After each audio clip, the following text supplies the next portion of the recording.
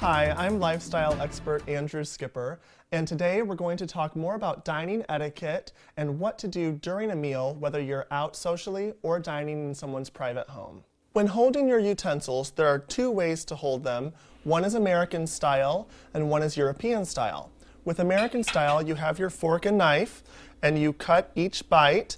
European style, they keep the knife in their hand at all times, so the knife never leaves the right hand. It just moves food onto the fork and used as a cutting utensil. When holding your knife, whether it's American or European style, place your index finger on the joint between the blade and the handle, and that's what you want to use to apply pressure when cutting.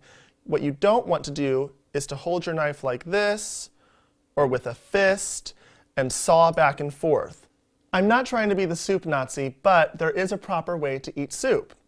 You take your soup spoon and you scoop away from you. If you scoop the soup toward you, there's a greater chance of it spilling either on your plate or on your lap. When you're dining out at a restaurant or at an event, there is such a thing called the silent service code, which allows you to communicate with the staff without any words. You don't want them to take your first course away because you're still working. You place your silverware on the plate with a space between the handles.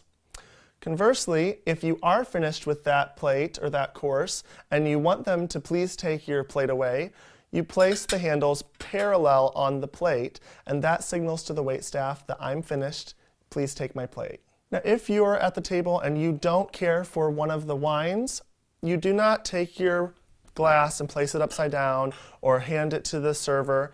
When they come around, you simply place your hand over the glass, signaling, I don't care for this wine. If at any point during the meal you have to excuse yourself from the table, take your napkin and place it on your chair.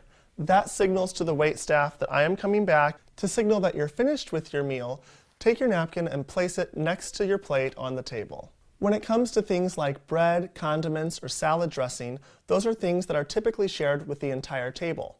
It is the responsibility of the person who is closest to those things to pass them around, unless it's the salt and pepper. For salt and pepper, you wait until someone asks for it, and if they're in a shaker, you always pass them together.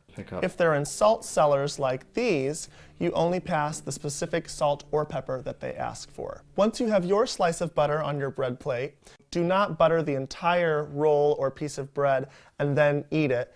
Break off one bite at a time, butter that piece, and eat that. Now, I've talked about the do's, but let me give you a few don'ts, things that you never want to do during a meal at the table.